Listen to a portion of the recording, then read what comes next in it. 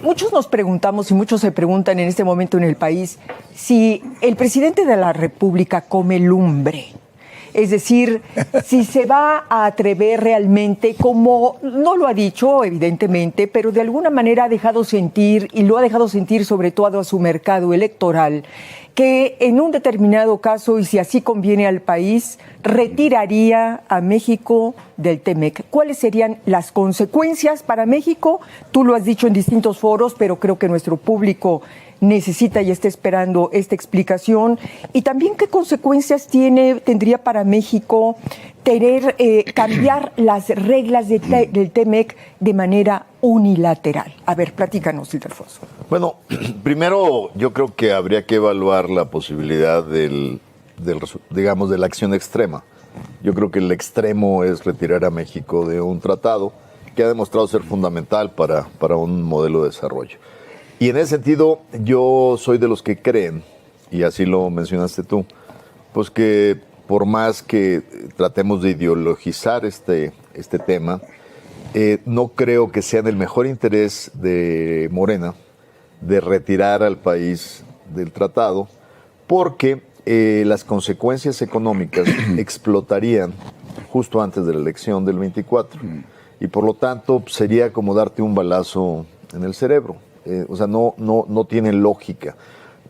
¿Por qué no tiene lógica? Y sin embargo, sí estamos en el territorio del riesgo, porque lo que sí veo es que vamos en una ruta a dar este discurso de que la política energética no es nuestra y que vamos a definir lo que queramos, independientemente de los compromisos adquiridos, y vamos a estar dispuestos a ir de las consultas al panel.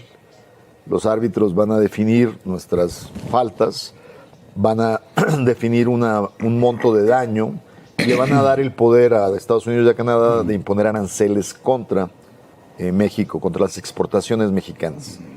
Y esas generalmente se deciden por los países afectados y se deciden de manera muy estratégica en sectores sensibles para que te genere presión. Así lo hicimos nosotros con el panel de transporte, con el NAFTA en el 2007. En este caso, claramente se van a ir contra temas como el azúcar, como los tomates, como el aguacate, cosas que sí generan una presión social porque afectan fuentes de empleo y pequeños productores, como en el caso de la caña de azúcar, de los pequeños productores en el sureste del país. Entonces, creo que el presidente en el discurso del 16 de septiembre lo que va a decir en medio de las consultas, México no ha violado nada y si no les gusta, háganle como quieran. Nos vamos al panel, seguramente vamos a perder el panel y van a venir los aranceles. Pero aún con eso el presidente va a mantener el discurso, es decir, pues les pido a los afectados que por interés nacional y por defensa de esta soberanía energética aguanten el trancazo, ¿no? Y podemos estar así indefinidamente. Recordará aquí nuestro amigo abogado que le tocó ser parte de un gabinete que en ese momento logramos finalmente imponer aranceles contra exportaciones americanas por violación del tema del transporte en el NAFTA. Y recordarás que se tardaron muchísimo en entender que la única solución era hacer un acuerdo para que los transportistas mexicanos ingresen a Estados Unidos. Entonces, en resumen, yo no veo el escenario de salida del TEMEC, sí veo el escenario de decir vamos a aguantar el trancazo arancelario a las exportaciones mexicanas y bueno, que se aguanten a los que les toque el golpe, ¿no? Javier. Pues fíjate que coincido con Ildefonso, es una necedad estar... A ver, el más beneficiado, bueno, paso anterior, ya lo habíamos comentado, el país que tiene, no sé si siga siendo vigente este dato, Ildefonso, el país que tiene más acuerdos de libre comercio celebrados en el mundo es México. Yo creo que estamos entre los tres a hoy, con más entre los tres países con más acuerdos comerciales en el mundo. Y con más países. Y con más países. Porque cada acuerdo, acuérdate que... Es decir, y eso se hace en ejercicio de la soberanía nacional. Porque tienes atribuciones como Ejecutivo Federal en el artículo 89 de la Constitución y luego el 76 también de la Constitución le da la posibilidad al Senado de ratificar y ambas cosas están previstas en el artículo 133 de la Constitución. Es decir, Esto no nos lo han arrancado a la fuerza, ha sido absolutamente voluntario, pero como cualquier acuerdo, como cualquier contrato, como cualquier acto jurídico entre partes libres y conscientes, pacta sunt servanda, como decían los romanos, los pactos se deben cumplir. Y aquí lo que está en juego es, ¿México está dispuesto a cumplir sí o no con lo que acordó? Me preocupan dos cosas de todo esto. Una, que a sabiendas de lo que firmó hoy no quieran cumplir, o bien que ni siquiera hayan leído lo que firmaron.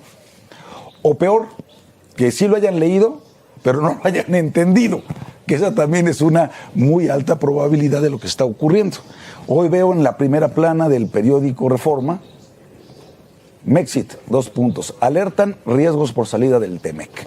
Las consecuencias económicas para nuestro país serían desastrosas. Y el país que más se ha beneficiado, primero del TLC y ahora del TEMEC, es México. Como bien dice Ildefonso, es darse un balazo en el pie, en la cabeza, en todo el cuerpo. Es suicida esto, hombre.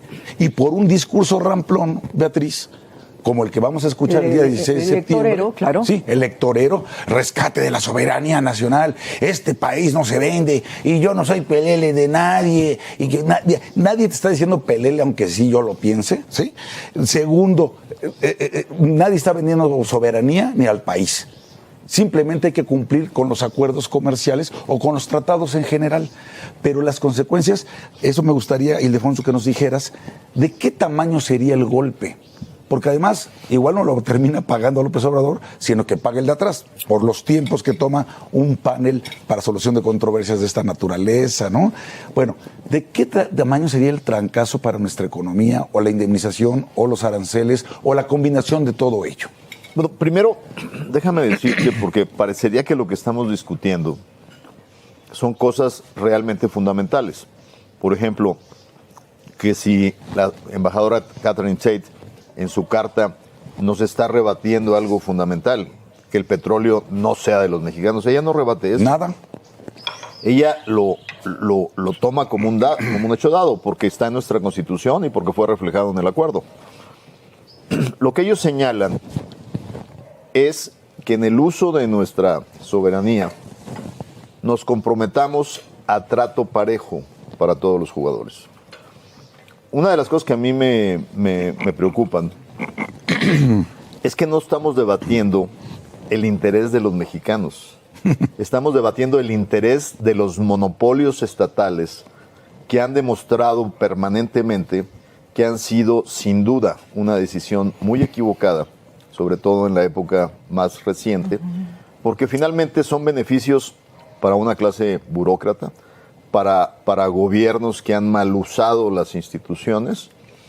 Y finalmente lo que tenemos que hacer es defender justamente el patrimonio de los mexicanos y por lo tanto estamos obligados a maximizar la forma como los manejamos, como los explotamos y como los utilizamos.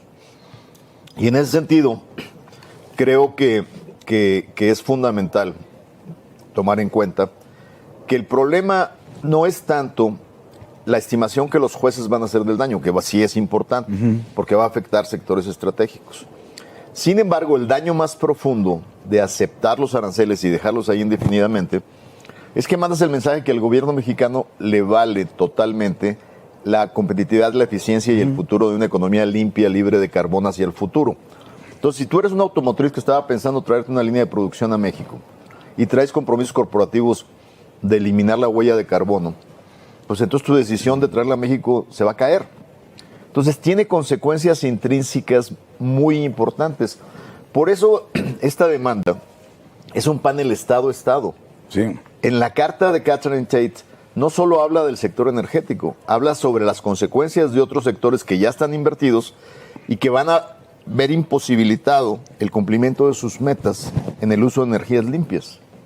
Y entonces estamos hablando de que merma nuestra capacidad de crecimiento. Entonces, en resumen, esta vía tiene un costo directo por la afectación de aranceles a sectores estratégicos, pero además tiene una implicación y una devastación indirecta porque le corta las alas a un sector manufacturero mexicano y sobre todo automotriz que tiene un gran potencial a futuro y que es una fuente de generación de ingresos muy importantes para las mexicanas y los mexicanos. Entonces, eso es lo que hay que tomar en cuenta en esta evaluación. Obviamente, en el artículo que refieres del Reforma, hablan de las consecuencias de la salida. Yo realmente no veo la salida. Yo tampoco. Y la salida sería inclusive un error para el mismo partido en el gobierno. ¿Por qué? Porque la debacle sería de tal grado que perderían las elecciones en el 24. No le veo otra.